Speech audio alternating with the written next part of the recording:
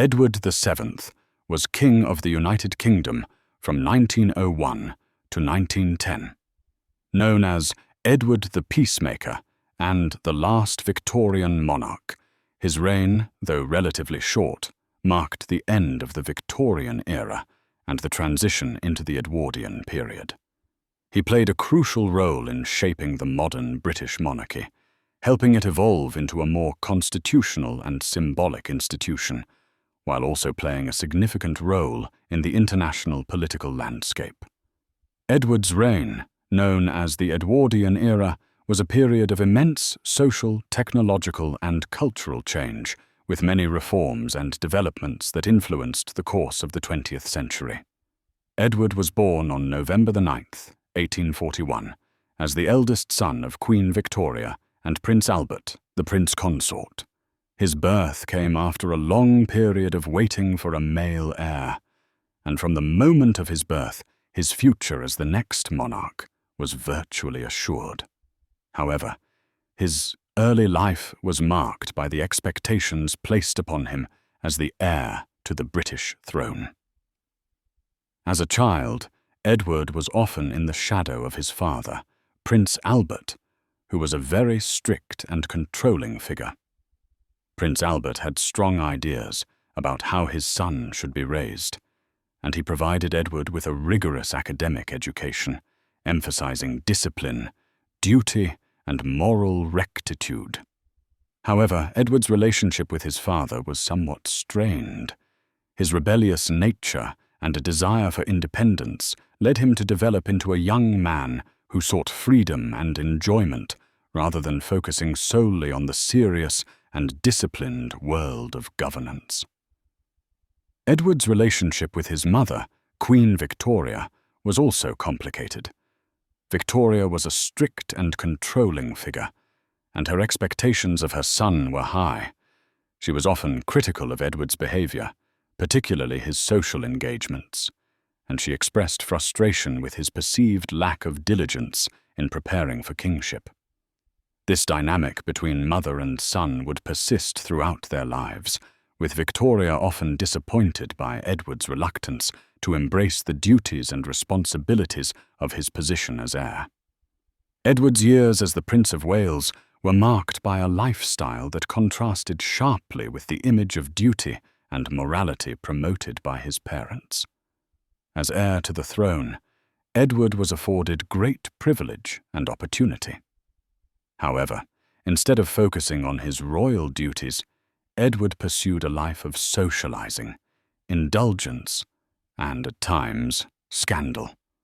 His love of parties, gambling, and numerous romantic affairs became a defining characteristic of his early years. He was often seen as a charming, yet irresponsible figure, and many critics questioned his suitability to one day inherit the crown. Edward's numerous relationships with women, including several high-profile affairs, were widely discussed in the press, leading to a reputation for debauchery. Most notably, his affair with the married actress Lily Langtry caused a scandal, as did his connection to a number of other prominent women. His lifestyle, which was often seen as contradictory to the moral expectations of his mother, further strained the relationship between the prince and Queen Victoria. Despite his personal failings, Edward's diplomatic abilities and charm made him an invaluable asset in international relations. Throughout his early years, Edward traveled extensively, representing the British monarchy on the world stage. His foreign tours allowed him to form personal relationships with the royal families of Europe, which would later prove important in fostering a more cordial relationship between Britain and other nations. Edward became king upon the death of his mother, Queen Victoria, on January 22nd, 1901. His ascension marked the end of the long and influential reign of Victoria, who had ruled for over 63 years, and the beginning of a new era in Britain.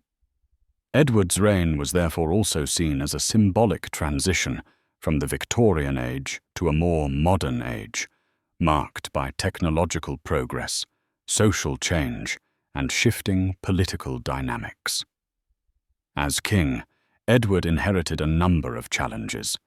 The British Empire was at its zenith, but growing tensions in Europe, particularly the rising military and industrial power of Germany, would soon contribute to the onset of World War I, which would occur just a few years after his death.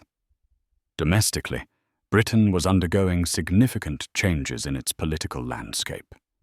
The Liberal Party was in power under the leadership of Prime Minister Henry Campbell Bannerman, and there was a growing movement for social reforms aimed at improving conditions for the working class. While his reign was marked by some challenges, Edward brought a more modern and approachable style to the monarchy. His sense of diplomacy and charm helped improve Britain's relationship with other European powers, and his approach to leadership was more pragmatic and less rigid than that of his mother. One of the most significant aspects of Edward's reign was his involvement in international diplomacy. Edward had a keen interest in foreign affairs and used his personal relationships with European monarchs to promote peace and cooperation. This was especially important as tensions were rising between European powers in the early years of the 20th century. Edward's role in shaping the diplomatic landscape of Europe is perhaps best demonstrated by his efforts to improve Britain's relationship with France and Germany. Known as the peacemaker, Edward sought to ease tensions and avoid conflict. One of his most notable diplomatic successes was the Entente Cordiale, an agreement between Britain and France in 1904 that helped resolve long-standing colonial disputes and laid the foundation for closer cooperation between the two nations. The Entente Cordiale was an important step in fostering alliances that would play a key role in World War I. Edward was also instrumental in maintaining strong ties with his relatives in the royal houses of Europe. He cultivated close relationships with other monarchs, including Tsar Nicholas II of Russia and Kaiser Wilhelm II of Germany. His personal connections with these rulers played a significant role in shaping the diplomatic landscape, though the tensions between the powers of Europe would ultimately culminate in the outbreak of World War I after Edward's death. While Edward's reign was not as politically active as his predecessors, he still played a significant role in the shaping of domestic policy. Edward had a good relationship with the government of the time, particularly with the Liberal Party, which was in power for much of his reign. He supported the policies of Prime Minister Henry Campbell Bannerman and his successor, Herbert Asquith, particularly those related to social reform. The Edwardian era saw significant changes in British society, especially in the realm of social welfare. The welfare state, as we understand it today, began to take shape during Edward's reign, with the introduction of laws aimed at improving the conditions of the working class. Reforms, such as old age pensions, the regulation of working conditions, and the introduction of minimum wages were part of this broader trend. Edward supported these reforms, and his government took steps to address issues such as child labor, poverty, and education. Another important development in the Edwardian period was the rise of the Labour Party, which began to emerge as a significant political force during Edward's reign. The Labour Party, which advocated for the rights of the working class and social reforms, would go on to play an increasingly important role in British politics in the years to come. Edward's character and legacy were shaped by his personal life and the way in which he adapted the monarchy to the changing times.